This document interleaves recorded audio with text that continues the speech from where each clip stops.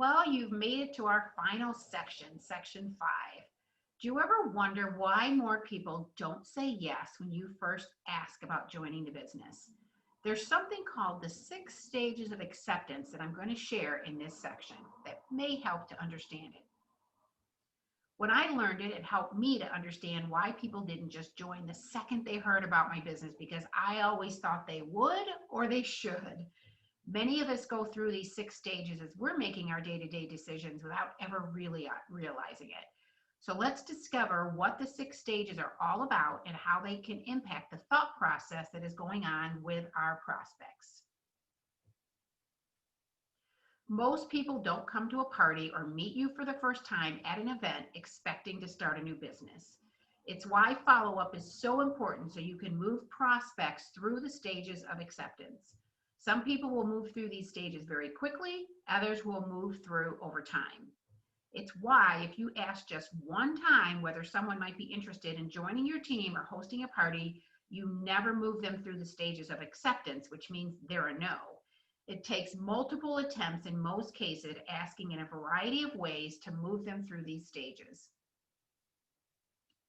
In most cases, when you first introduce or mention something about the business or hosting a party, people will think or say, no way. Then you might share something interesting about the business. Maybe it's how flexible it is or a trip that you've been on, and then now their mind begins the shift to thinking, this sounds intriguing. By stage 3, their mind has begun processing things that you've said, and then you ask a question or share something more, and now they move to this stage where it sounds interesting. You now have them thinking about it. Again, everyone moves through these stages at different paces, so patience and follow-up is key. And of course, mentioning things multiple times during your presentation, during that opportunity time that you can be talking to people, whatever it may be, it needs to come up more than once. Once someone moves to stage 4, your prospect is close to considering having a conversation with you or a discussion with you, and that means they may or may not contact you or tell you. So again, it's why your follow-up is so important, because they may not reach out to you, even though they might be thinking, that PZ thing might work for me. In this stage, stage 5, your prospect is at least open to listening and learning. This could be a perfect time to go through an actual fact-finding conversation where you ask questions to learn about their needs and start building that ever-important relationship. It's something I call a sponsoring interview. I'll post an example of one with this section that may help keep your talking time to a minimum, practicing your listening skills, which are so key. Talking less and listening more helps to guide your prospect to a more confident decision when you place value on learning about them instead of pushing your personal agenda. So now at this stage, your prospect is ready to join at stage 6. This process could have taken a few days, a few weeks, or even months. No one goes through the 6 stages of acceptance at the same pace. I'm going to tell you that I met my first sponsor into direct sales in 1991. I had left my full-time job, which was 50 to 60 hours a week.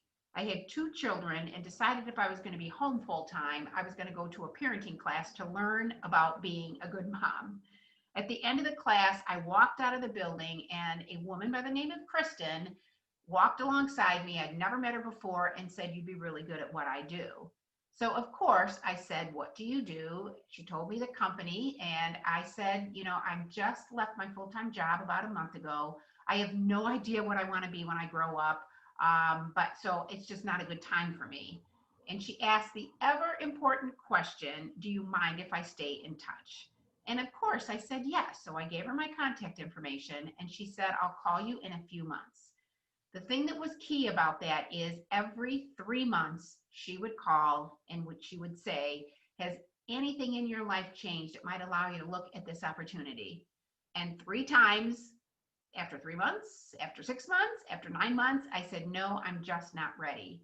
A year later, I was ready for something. I wasn't sure what that something was going to be, but I was ready for something. And she called. and invited me to a rally type event, which I went to and I ended up joining.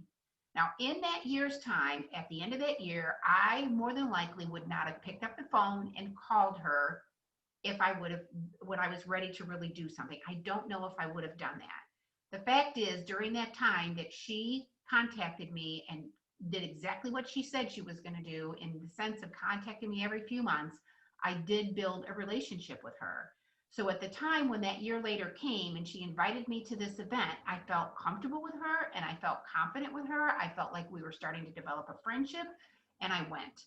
So I just tell you that story to just give you confidence that your timing is not always their timing.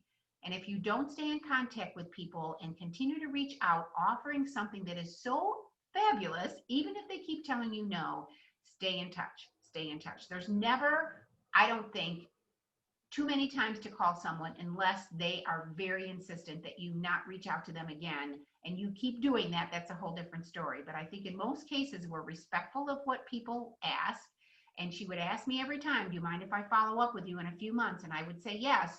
She had permission to do exactly what she needed to do. So I just want to let you know that you have the ability to make an impact on somebody, but you need to stay in touch because their 6 stages could be, like mine, a year long.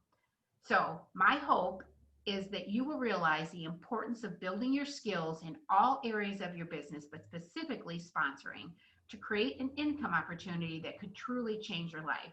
Invest time in training consistently and constantly. It is your greatest ally in this business and has the chance of creating the biggest financial impact for you and others that you recruit. Even though this brings Section 5 to a close and meets the requirement of completing this workshop, whether you did it to increase your sponsoring success or you're working towards higher levels in the new Sapphire program, there is more you can do in terms of training. The PZ Academy has several other modules as listed here that will help you. Sponsoring is not a hit and run kind of thing. The more you learn, the more you practice, the more you ask, all of it builds on your confidence and your competence. Good luck in your journey of changing lives for more than just your family, because when your vision goes beyond yourself, there's no stopping you. I do want to encourage you to complete the final survey that is part of this training. It actually is a questionnaire and survey, and it needs to be completed in order for you to get credit for this training.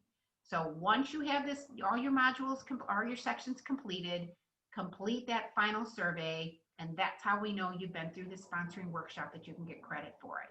So good luck, and thanks for being a part of this sponsoring workshop.